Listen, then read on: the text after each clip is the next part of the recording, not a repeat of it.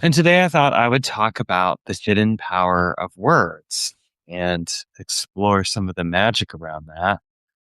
This is a topic that Sheena and I are going to be exploring in depth on Sunday, March 15th for semantic sigil alchemy. And really this kind of came up today because I was thinking I was about to respond to someone's note on here, and I ended up choosing to use a word. And when I thought about it, I'm like, huh, I never thought of it in this way, but this word and the use of this word is actually helping somebody out in a way that I don't necessarily agree with. And it really got me thinking about the unconscious power that goes into words and and the unconscious linkages that can occur, and how it can be really important to understand the semantic power of a word and the associations that can be created. Now, speaking of Sheena, I see that she's joined me. Welcome, my beloved. She's in here in the chat, and always happy to have her in my life in any way, shape, and form I can get. So, the word. What was the word? Well, the word was Trump, Trump, and in this particular case, I was going to use the word, in the sentence of I was going to say something along the lines of da da da da Trumps da da da da. Well, okay, I'm thinking about it. Trumps is the word Trump is essentially a word where it's power over, right? It's I trumped this other person. Like I ended up having more power than this other person, or I was higher up. Even in tarot cards, the word trumps are used to denote a quote unquote superior suite of cards, right? The archetype cards, basically, as opposed to the other ones. So I thought it was really fascinating. I'm like, oh my gosh, here I am using this word trump, and in a really weird way, it started to make sense to me. It's like there's this really weird connection of power between the way the word Trump is used in everyday language. And of course, we're going to refer to he who shall not be named, right? Welcome, Kay. Glad to have you here. I was like, wow, even just the defining of that word Trump is basically a word of it's used to indicate power over something. So there's this unconscious association with this word. And how is that power, how is that energy being fed into, in this case, Donald Trump, or anyone with the last name Trump, or anytime the word Trump is used? Like, how is it feeding into that? That's what got me going down this thought of semantic magical work, like how a word can have an unconscious power association or an unconscious association or definition that we wouldn't even think of. And I'm like, do I really even want to use this word anymore? I'm like, I don't know that I really do. I get it. I get what it's supposed to signify. But then I feel like if I'm using it, there could be this unconscious thing where I'm basically feeding into the power of somebody that I have no real desire to support in any way, shape, or form. And I get it that some people who may end up viewing this may have their own feelings in regards to this matter. And I don't really talk about politics all that often. But I'm not apolitical in any way, shape, or form. And I think it is important to acknowledge and recognize these things. And so then it got me thinking about words in general and how a given word can sometimes have different meanings and values associated with it. And so this is one of the reasons why it's so important to look at the semantics of a given word and understand the power linkages that are there. Whoa, what just happened there? For a moment there, my screen went out. I don't know what's going on. Okay, I'm back. But it's kind of important to denote the unconscious power dynamics that are at play with a word. So I'm going to use another example, one that's less politically charged.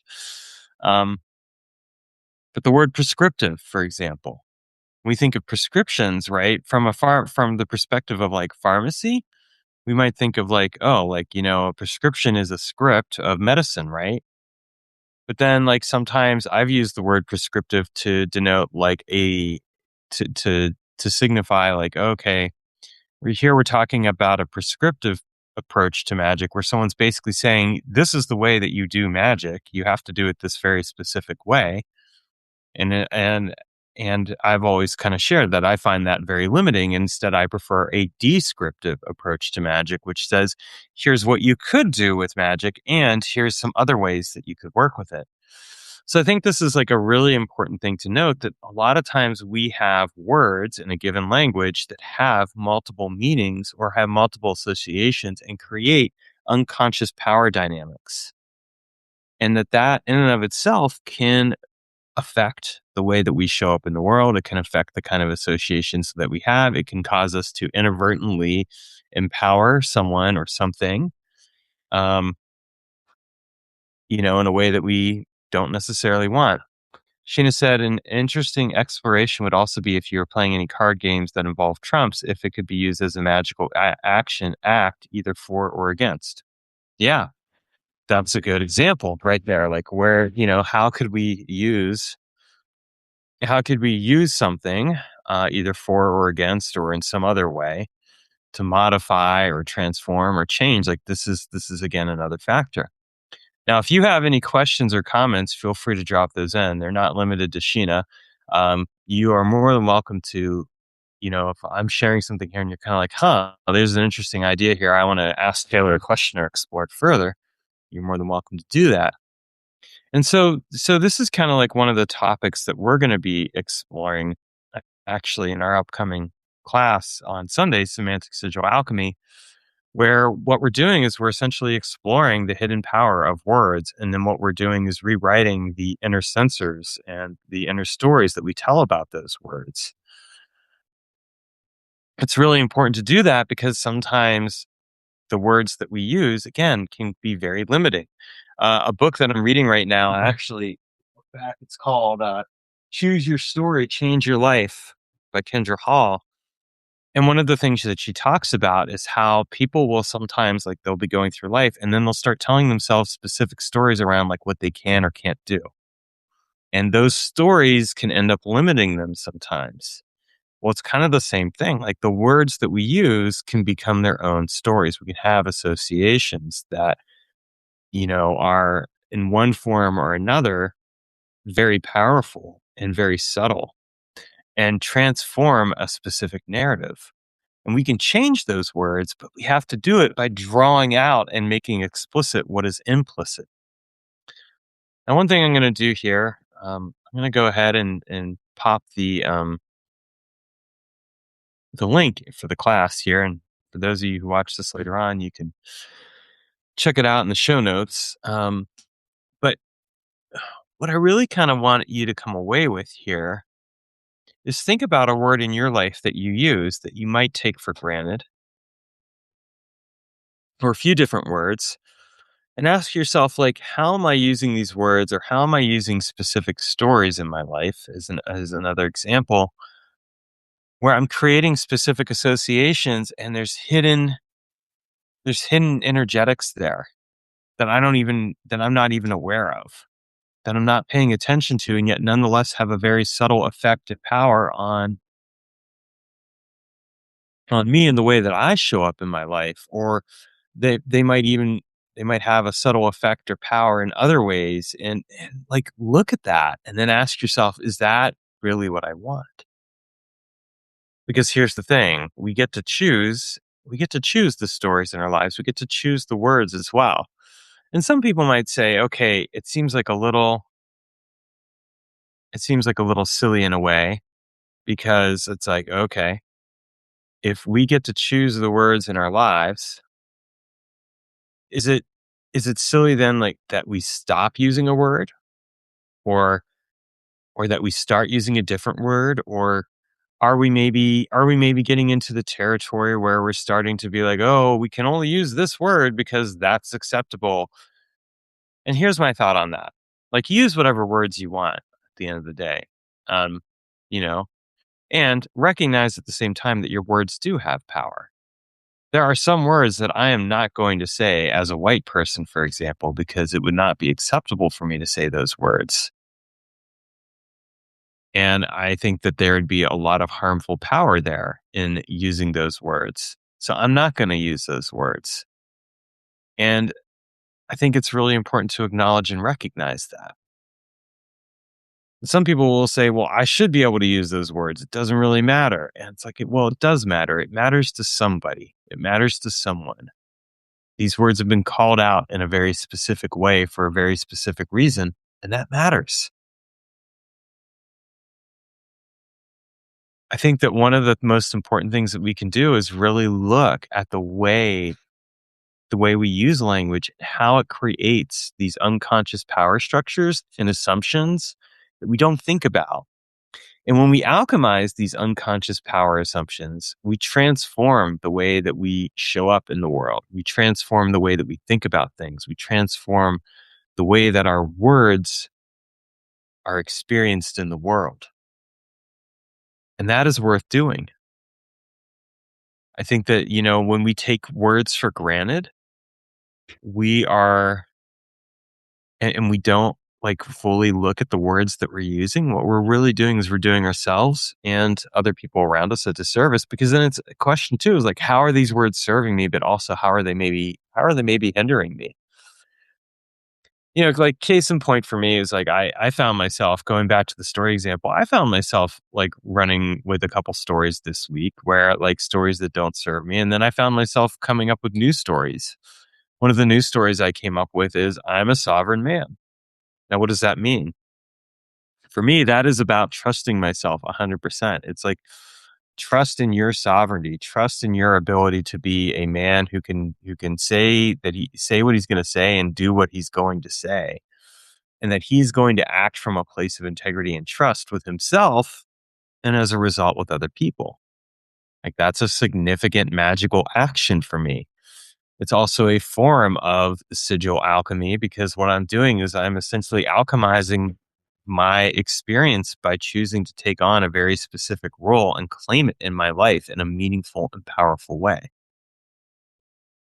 And you can do the same thing. Like if you find yourself telling yourself certain stories and this requires a certain level of awareness because a lot of times again these stories are unconscious. Like maybe you find yourself thinking like I can't do this or I should do this or I don't have what it takes or I'm not enough or something like that. Like these are stories that a lot of people have.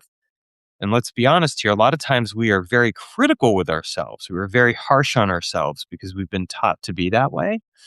Well, this is an example and an opportunity to kind of explore that and say, yeah, okay, maybe I am being hard on myself here. And how can I draw that out and transform it and turn it into something where I'm not being so hard on myself, where I'm actually being kinder to myself, where I'm actually showing up with a level of compassion and awareness toward myself that I wasn't displaying otherwise.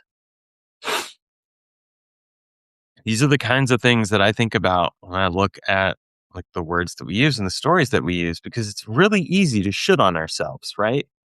Very easy. It's like, oh, I should be doing this. I should be doing that. I should be blah, blah, blah, blah, blah, blah, blah.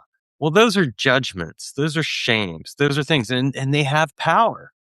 There's a magic to them in a way, because look at how that magic used by ourselves, maybe carried forward from other people in our lives, but used by ourselves to limit ourselves, to small ourselves, to make ourselves less than who we could be.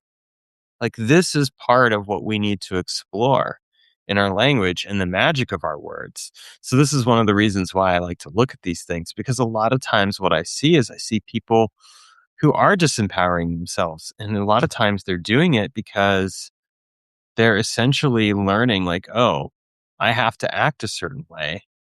I have to believe a certain thing about myself because of these stories that I'm carrying. And usually the stories are from people in their past. They're not even from themselves. They're from their parents or teachers or other people like that.